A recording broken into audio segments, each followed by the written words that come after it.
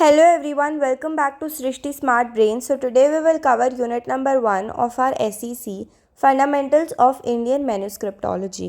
So सबसे पहले syllabus देख लेते हैं. There are total 2 units in our syllabus. हम लोग इस वाले particular video में unit number 1 को cover करेंगे, which is some components of scripts, जिसके अंदर 4 subtopics हैं. Importance of manuscripts for unleashing India's greatness, salient features of Indian manuscriptology, sources for Indian manuscripts, different catalogues and reports, and lastly we have important manuscript reservoirs in India and abroad and methodology of accessing them. So let's start with a brief introduction to the unit. So आज हम start कर रहे हैं एक बहुत ही rich और important subject which is fundamentals of Indian manuscriptology. India की जो real greatness है वो सिर्फ monuments, sculptures या ancient cities में नहीं छुपी है, बल्कि वो छुपी है manuscripts में. हाँ, अनरिटन डॉक्यूमेंट्स में जो नॉलेज के रियल ट्रेजर हैं. So let's start with our first topic, which is importance of manuscripts for unleashing India's greatness. सबसे पहले समझते हैं what are manuscripts. Manuscripts क्या होते हैं? Manuscripts का मतलब होता है hand written documents. Ancient time में जब प्रिंटिंग प्रेस नहीं था तो लोग जो भी लिखते थे वो हाथ से ही लिखते थे, चाहे वो रिलीजियस टेक्स्ट हो, science, medicine, music, mathematics, astronomy, philosophy, literature, सब कुछ. अब सवाल उठता है ये मैन्युस्क्रिप्ट्स इतने इम्पॉर्टेंट क्यों हैं? क्योंकि ये इंडिया के असली नॉलेज, रिसर्च और सिविलाइजेशन के प्रूफ है. ये बताते हैं कि हमारी एंशियंट इंडिया में कितनी एडवांस्ड अंडरस्टैंडिंग थी. उस समय जब बाकी दुनिया बेसिक्स भी सीख रही थी तब भारत के लोग zero, surgery, planetary motion, Ayurveda जैसे टॉपिक्स पे लिख रहे थे. जैसे फॉर एग्ज़ाम्पल सोचो, अगर आज कोई तुमसे तुम्हारे ग्रेट ग्रैंडफादर की कहानी पूछे तो तुम्हारे पास सिर्फ कहानियों के अलावा अगर उनका हैंड रिटन लेटर मिल जाए तो वो लेटर ज़्यादा ऑथेंटिक लगेगा, है ना? वैसे ही इंडिया की ओरिजिनल ग्लोरी समझने के लिए हमें इन हैंड रिटन मैन्युस्क्रिप्ट्स को समझना होगा. सो मैन्युस्क्रिप्ट्स अनलॉक करते हैं ancient Indian philosophy like Vedanta, Nyaya, Samkhya. Second, real medical practices of Ayurveda. Third, mathematics जिसमें ज़ीरो इन्वेंट हुआ. फोर्थ, एस्ट्रोनॉमी जिसमें प्लांट्स का मोशन सेंचुरीज पहले लिखा गया. Fourth, culture, society, languages and even women's knowledge. So basically temples, maths and universities जैसे नालंदा और विक्रमशिला के पास हज़ारों मैन्युस्क्रिप्ट्स थे जिसमें दुनिया के स्कॉलर्स स्टडी करने आते थे. ये सब हमें एक ही चीज़ बताते हैं, India was not just a spiritual land but a land of deep intellectualism and logic. So अगर हम इन मैन्युस्क्रिप्ट्स को प्रॉपरली स्टडी करें तो हम अपने पास्ट की असली ग्रेटनेस को समझ सकते हैं बिना किसी डिस्टॉर्टेड वर्जन के, और वही हमारे फ्यूचर के लिए भी डायरेक्शन सेट करता है. So now let's see importance of manuscripts. कुछ पॉइंट्स देखते हैं इसके अंदर. First is preserve original knowledge. Manuscripts original और अनफिल्टर्ड इंडियन नॉलेज का स्टोर हाउस है बिना किसी एडिटिंग के. सेकेंड, साइंटिफिक प्रोग्रेस का प्रूफ. इनमें एंशियंट साइंटिफिक थ्योरीज लिखे गए हैं जैसे planetary motion, surgery etcetera. Third is cultural continuity. Manuscripts help करते हैं हमें समझने में कि हमारी कल्चर का एवोल्यूशन कैसे हुआ. Fourth, rich literary tradition.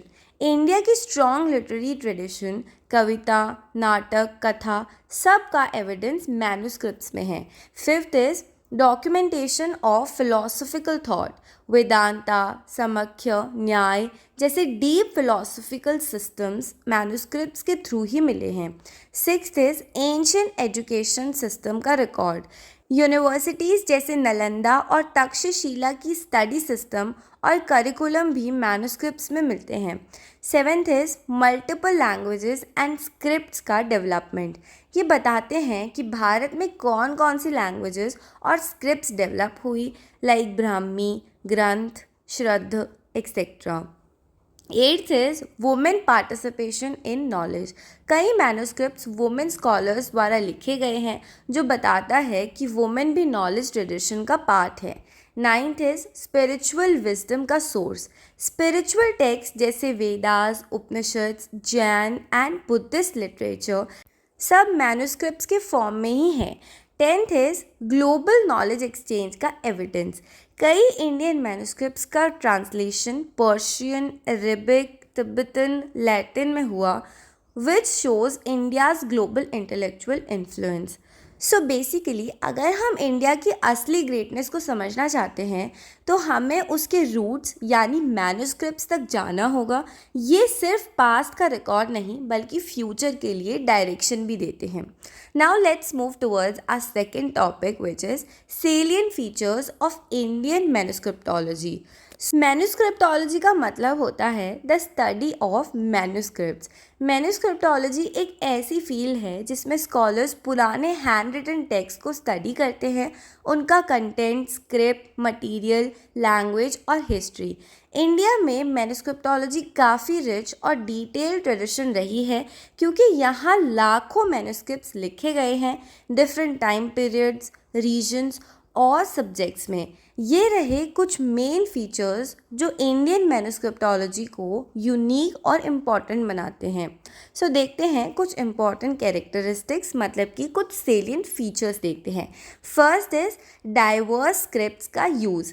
Indian manuscripts कई तरह की स्क्रिप्ट्स में लिखे गए हैं जैसे ब्राह्मी, श्रद्ध, ग्रंथ, देवनागरी, मोदी, तमिल, बंगाली एक्सेट्रा। हर रीजन की अपनी लिखने की स्टाइल होती है।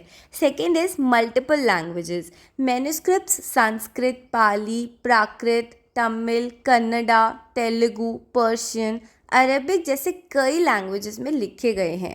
Third is different writing materials.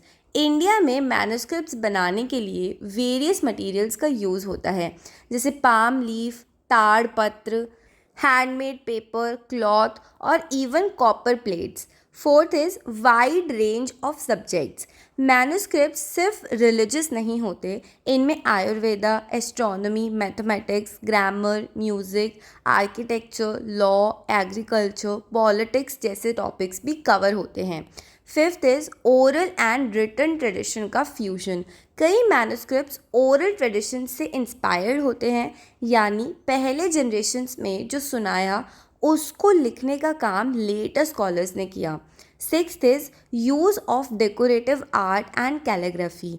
कई मैन्युस्क्रिप्ट्स ब्यूटिफुली डेकोरेटेड होते हैं with illustrations, borders, coloured inks और ऑर्नेट कैलीग्राफी स्पेशली रिलीजियस या royal text. Seventh is colophons and marginal notes. Manuscripts के एंड में कोलोफोन्स लिखे होते हैं जिसमें लिखने वाले का नाम, लिखने की डेट, प्लेस ऑफ राइटिंग वगैरह वगैरह मेंशन होता है। कई बार साइड मार्जिन में नोट्स भी लिखे जाते थे by future readers. Eighth is region specific styles. Different regions की अपनी लिखने की स्टाइल और डिज़ाइंस होते थे जैसे साउथ इंडिया में पाम लीफ मैन्युस्क्रिप्ट्स ज़्यादा कॉमन थे और नॉर्थ में भोजपत्र या paper based. Ninth is transmission through गुरु शिष्य परंपरा। मैन्युस्क्रिप्ट्स का knowledge teacher to student pass होता था मोस्टली गुरुकुल सिस्टम के through. Tenth is preservation challenges and efforts. Humidity, insects, war and time की वजह से कई मैन्युस्क्रिप्ट्स डिस्ट्रॉय हो गए, लेकिन कई ऑर्गेनाइजेशंस जैसे IGNCA, Bhandarkar institution, national manuscript mission actively इन्हें प्रिजर्व कर रहे हैं। सो जैसे फॉर एग्जांपल साउथ इंडिया में तंजौर रीजन के palm leaf manuscripts hand written होते थे विद एन आयरन स्टाइलस और बाद में इंक से रब किया जाता था ताकि लेटर्स विजिबल हो जाएं। ये एक आर्ट भी था और साइंस भी। सो बेसिकली इंडियन मैन्युस्क्रिप्टोलॉजी सिर्फ एक एकेडमिक स्टडी नहीं बल्कि एक लिविंग ट्रेडिशन है जिसमें लिखने का तरीका, लिखने का मटेरियल और लिखने वाले का इंटेंशन सब कुछ एक यूनिक स्टोरी बनाता है। So now let's move towards our third topic which is sources for Indian manuscripts, different catalogues and reports. So अगर हमें इंडियन मैन्युस्क्रिप्ट्स को स्टडी करना है या उन तक एक्सेस पाना है तो सबसे पहले हमें ये जानना ज़रूरी है कि ये मैन्युस्क्रिप्ट्स मिलते कहाँ हैं, कौन लोग इन्हें कलेक्ट करते हैं और कैसे हमें पता चलता है कि कौन सा मैन्युस्क्रिप्ट किस जगह पर अवेलेबल है। इसके लिए स्कॉलर्स ने सोर्सेज, कैटलॉग्स और रिपोर्ट्स बनाए हैं जो एक तरह से मैन्युस्क्रिप्ट्स की एड्रेस बुक की तरह काम करते हैं। सो अब हम स्टेप बाय स्टेप समझते हैं इसको। First is sources of Indian manuscripts. Sources का मतलब होता है वो प्लेसेस या इंस्टीट्यूशंस जहाँ पर मैन्युस्क्रिप्ट्स प्रिजर्व किए जाते हैं। इंडिया में ऐसे कई मेजर सोर्सेज हैं। First is libraries and research institutions, जैसे Bhandarkar oriental research institution Pune, Saraswati Mahal library Tanjore और एशियाटिक सोसाइटी कैलकाटा। ये सब जगहों पर हज़ारों पुराने मैन्युस्क्रिप्ट्स प्रिजर्व किए गए हैं, स्पेशली संस्कृत, पाली, प्राकृत टेक्स्ट्स में।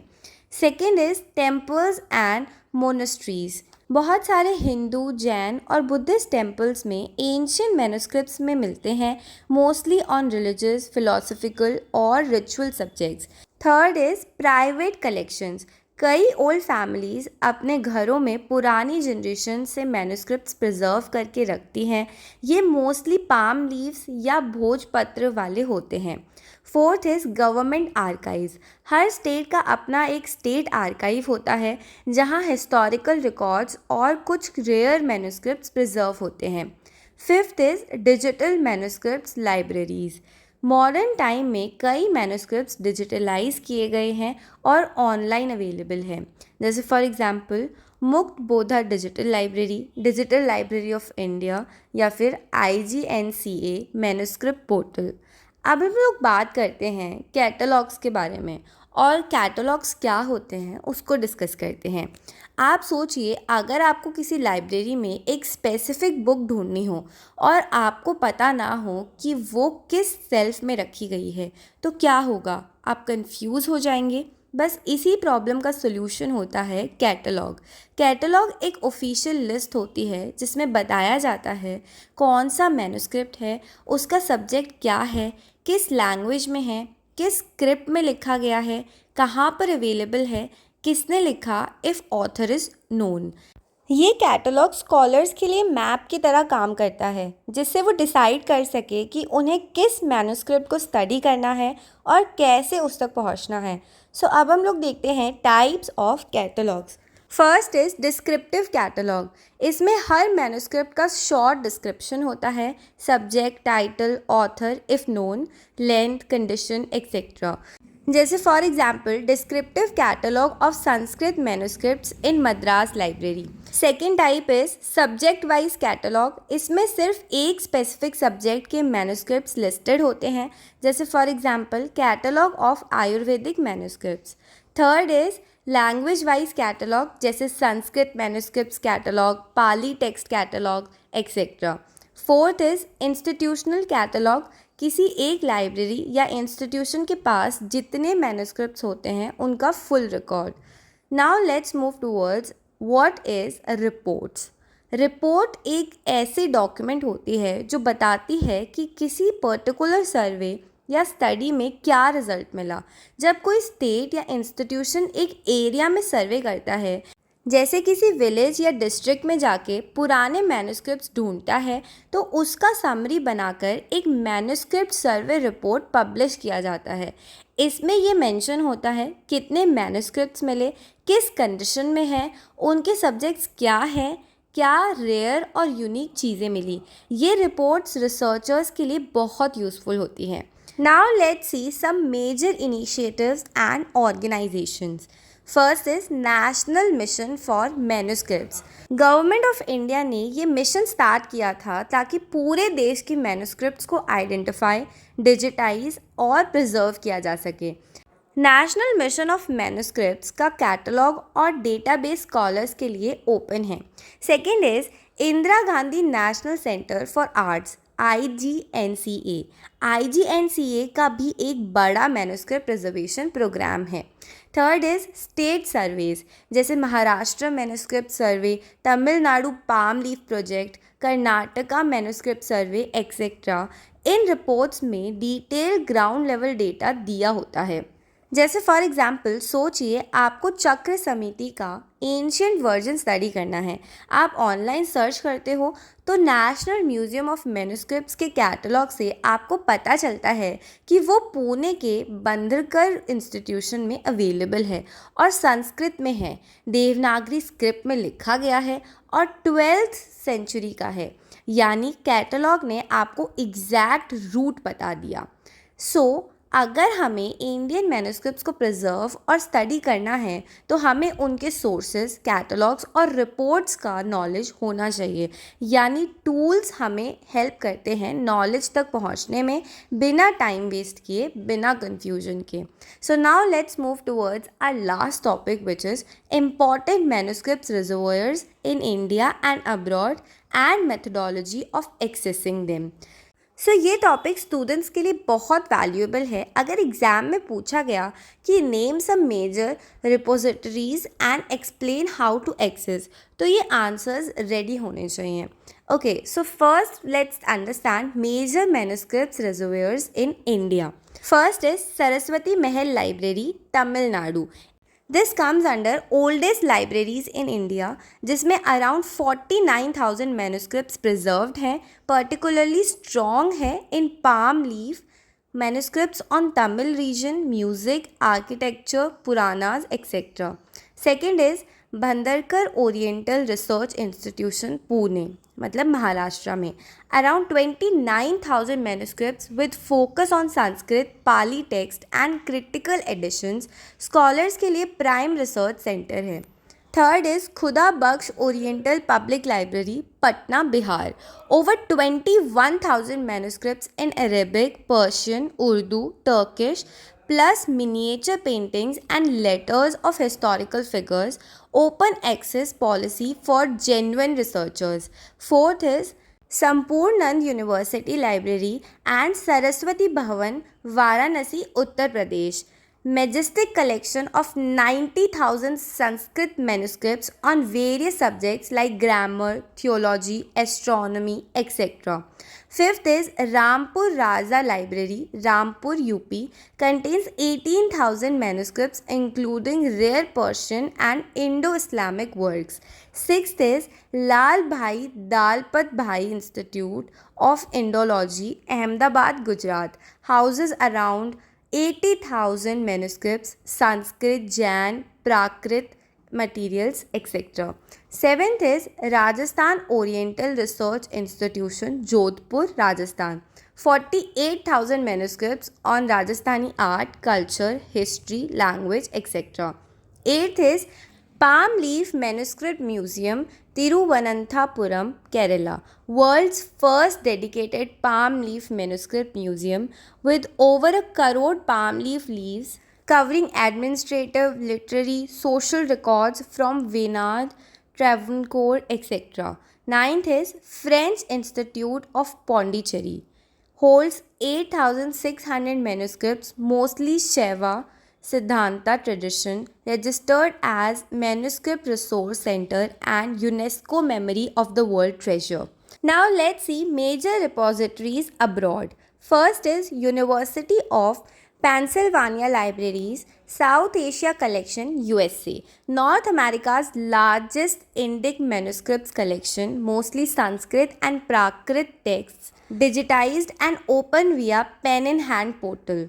Second is Samhita, South Asian Manuscript Histories and Textual Archive, collaborative digital archive of manuscripts in institutions outside India. consolidates dispersed metadata from foreign collections and makes it accessible online.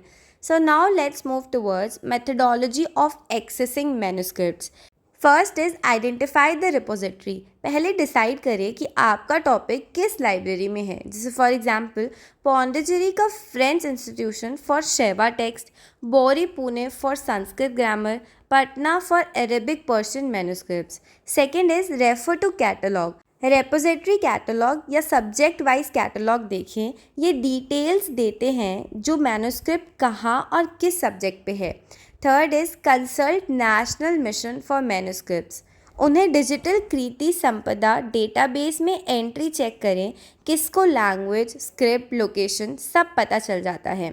Fourth is request access. For physical study contact repository, explain research need, apply for reading room access और permission for digital copy. कुछ institutions जैसे खुदा बख्श open access देते हैं research scholars के लिए। Fifth is visit और use digitalised version. अगर digitalisation available है जैसे पेन इन हैंड या IGNCA डिजिटल पोर्टल, तब ऑनलाइन देख सकते हो। अदरवाइज़ लाइब्रेरी विजिट करना पड़ेगा। IGNCA और NMM पोर्टल्स मेजर रिसोर्सेज हैं। Sixth is preservation awareness. Study करते वक्त मैन्युस्क्रिप्ट्स को हैंडल केयरफुली करें, वो फ्रेजाइल होते हैं। कंजर्वेशन लैब्स लाइक खुदा बख्श में ट्रेन स्टाफ्स होते हैं। सो नाउ कंक्लूजन। इस यूनिट में हमने जाना कि मैन्युस्क्रिप्ट्स इंडिया के एंशंट नॉलेज का असली प्रूफ है। ये सिर्फ रिलीजियस टेक्स्ट नहीं बल्कि science, medicine, maths, philosophy, art और कल्चर का कंप्लीट रिकॉर्ड है। मैन्युस्क्रिप्टोलॉजी बताता है कि पुराने समय में लोग कैसे लिखते थे, किस मटेरियल पर लिखते थे और क्या कंटेंट लिखा जाता था। हर रीजन की अपनी स्क्रिप्ट, लैंग्वेज और स्टाइल होती है। कैटलॉग्स और रिपोर्ट स्कॉलर्स के लिए रोड मैप जैसे होते हैं। इनके थ्रू हमें पता चलता है कि कौन सा मैन्युस्क्रिप्ट कहाँ अवेलेबल है, किस टॉपिक पर है और उसे कैसे एक्सेस करें। इंडिया और वर्ल्ड में कई मेजर मैन्युस्क्रिप्ट लाइब्रेरीज़ हैं जैसे सरस्वती महल, बंधरकर इंस्टीट्यूट, खुदा बख्श लाइब्रेरी और यूनिवर्सिटी ऑफ पेंसिल्वेनिया USA, जहां लाखों मैन्युस्क्रिप्ट्स प्रिजर्व हैं। इन सब का स्टडी हमें अपनी असली हिस्ट्री, आइडेंटिटी और इंटेलेक्चुअल ग्रेटनेस को समझने में हेल्प करता है। So this was our unit number 1। I hope आपको सारी की सारी चीज़ें अच्छे से क्लियर हो गई होंगी। Still if you have any doubts feel free to ask me in the comment box. I will reply you as soon as possible. Thank you so much for watching and don't forget to subscribe. Unit number 2 को cover करेंगे which is dialogues and 3 unities. जैसे हमने unit number 1 में जाना था कि Indian manuscripts किस तरह से इंडिया की ग्लोरी को रिफ्लेक्ट करते हैं, अब यूनिट नंबर 2 में हम थोड़ा और आगे बढ़ते हैं। यहाँ हम फोकस करेंगे कि उन मैन्युस्क्रिप्ट्स को ट्रीट, प्रिजर्व और पब्लिक तक कैसे पहुँचाया जाए। इस यूनिट का मेन एम है इंडियन मैन्युस्क्रिप्ट्स की हेल्थ और सर्वाइवल के लिए क्या करना चाहिए, उनको कैसे साइंटिफिकली ट्रीट करते हैं, लोगों में अवेयरनेस कैसे लाएं और कैसे एक एक्यूरेट वर्जन, क्रिटिकल एडिशन बनाएं जब कई करप्टेड वर्जन्स अवेलेबल हो। सो स्टार्ट करते हैं हमारे फर्स्ट टॉपिक से which is dire and instant need of treating Indian manuscripts. Students, Indian manuscripts बहुत ओल्ड और डेलिकेट होते हैं, कई तो हंड्रेड्स ऑफ ईयर्स पुराने हैं। इन्हें अगर प्रॉपर ट्रीटमेंट ना मिले तो ये स्लोली डैमेज हो जाते हैं या कम्प्लीटली डिस्ट्रॉय हो जाते हैं। जैसे कुछ मैन्युस्क्रिप्ट्स पाम लीफ पर लिखी होती हैं, वो सूख जाती हैं और टूट जाती हैं।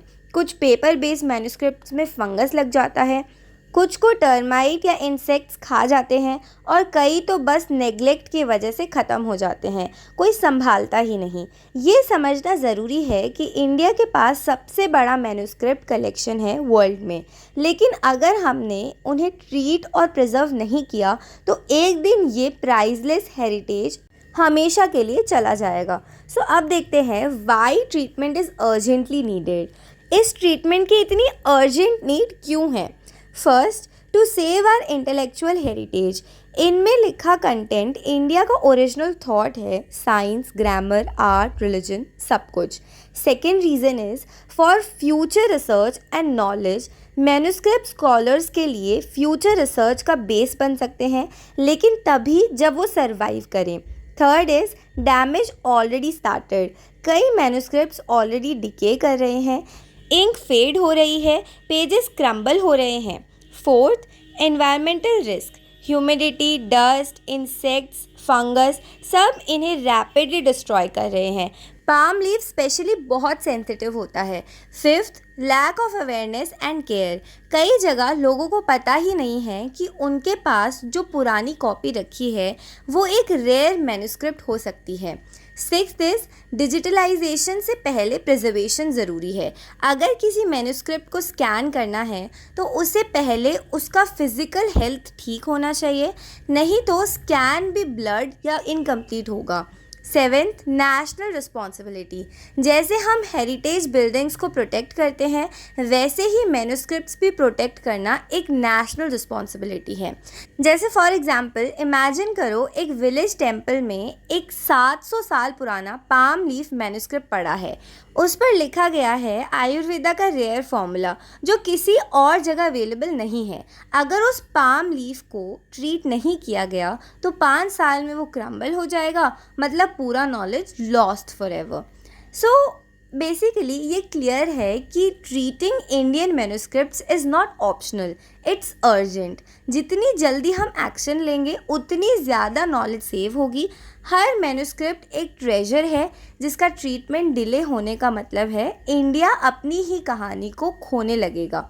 सो अब हम लोग मूव करते हैं towards the second topic which is process of treatment of Indian manuscripts and their preservation.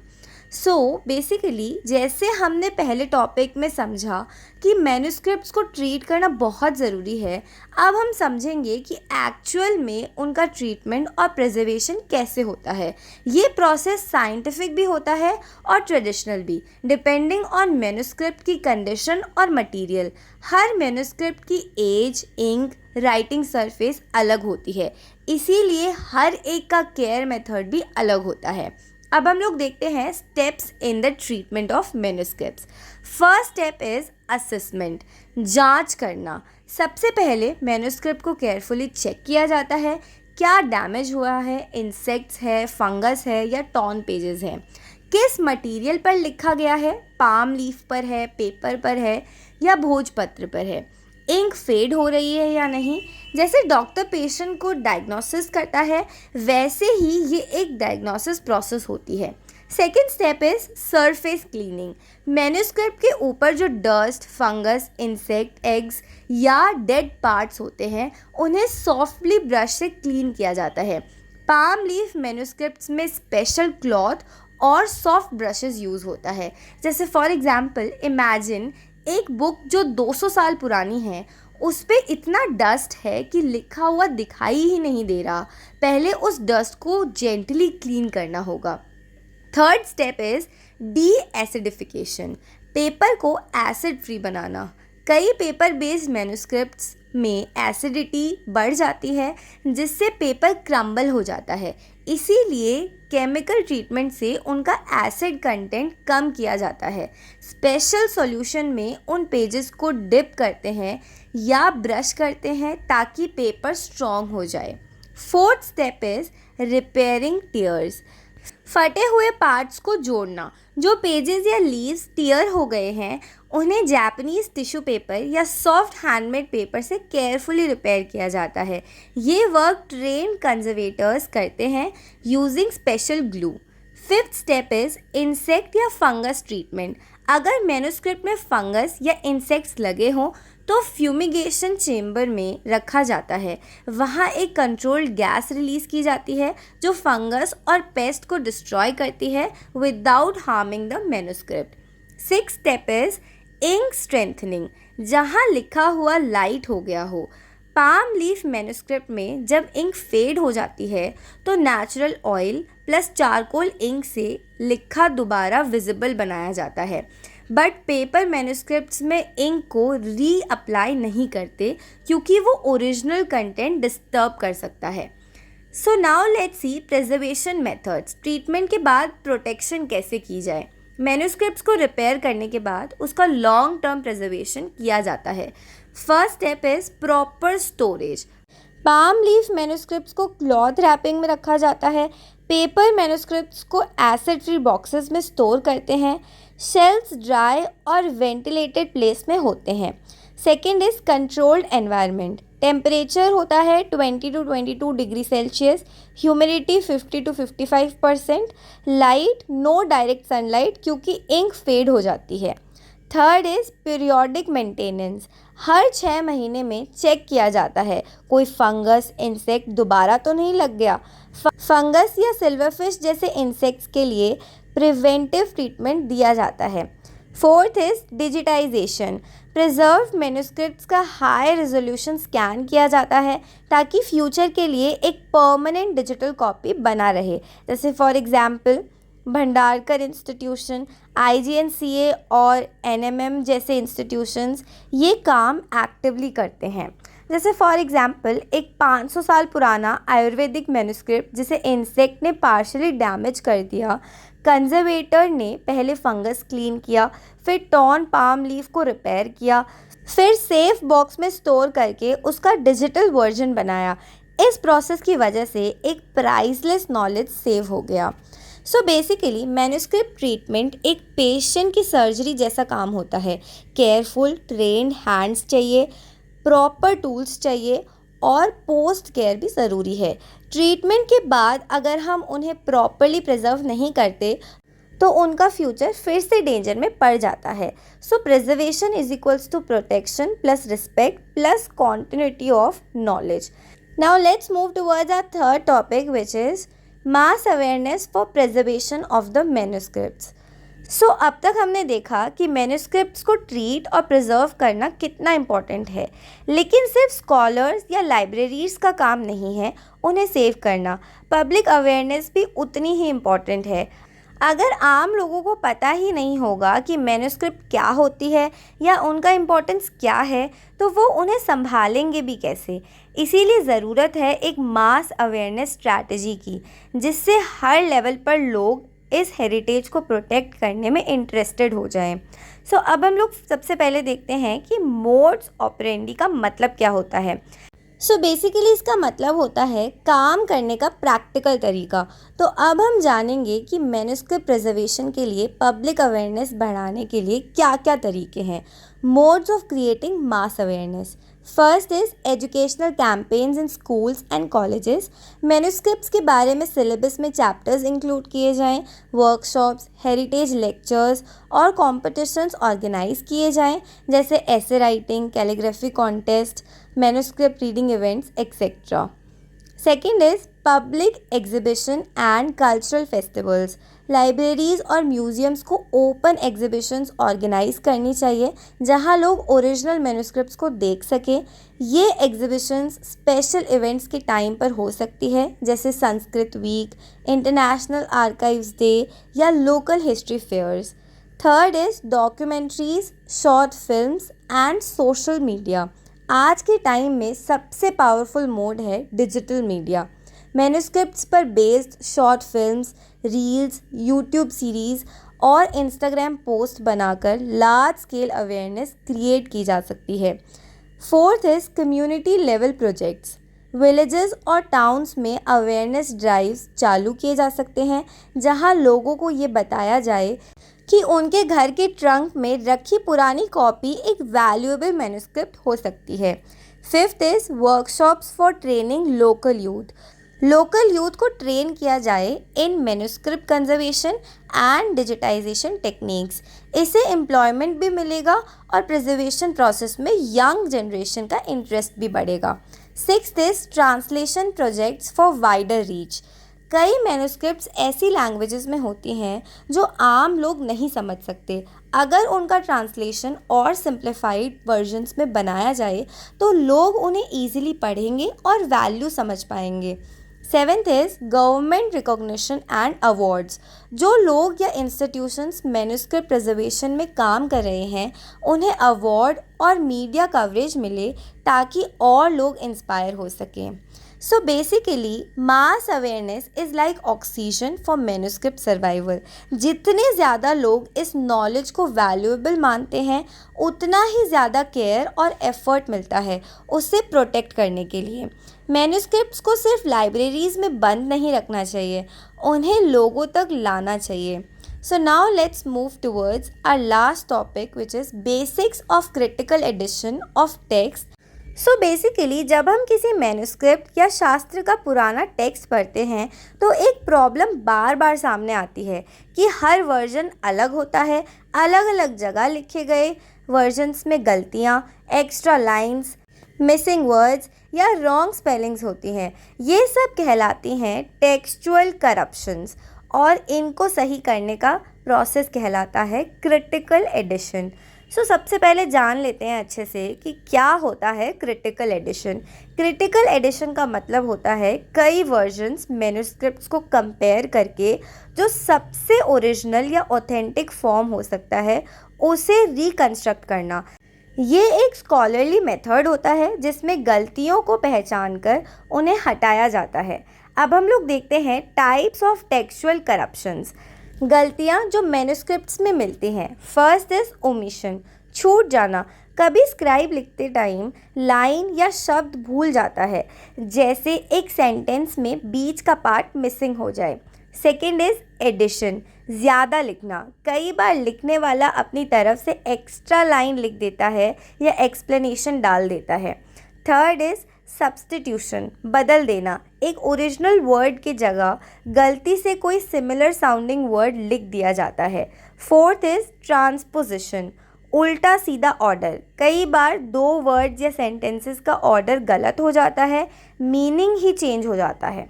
Fifth is spelling error, वर्णमाला की गलती। स्क्राइब की राइटिंग में शब्दों की स्पेलिंग चेंज हो जाती है, स्पेशली जब स्क्रिप्ट थोड़ी डिफ़िकल्ट हो, जैसे कि ग्रंथ।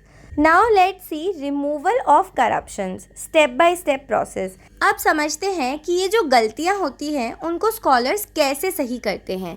स्टेप नंबर 1 इज़ मैन्युस्क्रिप्ट्स का कलेक्शन। सबसे पहले एक ही टेक्स्ट के मल्टीपल मैन्युस्क्रिप्ट्स कलेक्ट किए जाते हैं लाइब्रेरीज, आर्काइव्स या प्राइवेट सोर्सेज से। Second step is coalition, line by line comparison. Scholar her manuscript को लाइन बाय लाइन कंपेयर करता है और देखता है कि कहाँ पर डिफरेंसेस है। Third step is error analysis. अब स्कॉलर डिसाइड करता है क्या ये ओमिशन है, क्या एडिशन हुआ है, क्या वर्ड गलत सब्स्टिट्यूट हुआ है, क्या ऑर्डर बदल गया है। ये डिसाइड करने के लिए वो ग्रामर, कॉन्टेक्स्ट और ट्रेडिशनल मीनिंग का यूज़ करता है। Step 4 is restore the correct reading. जब क्लियर हो जाता है कि गलती क्या थी तो करेक्ट वर्जन लिखा जाता है, जो मिस्टेक थी उसे रिमूव करके ओरिजिनल या क्लोजेस्ट ट्रू फॉर्म रिस्टोर किया जाता है।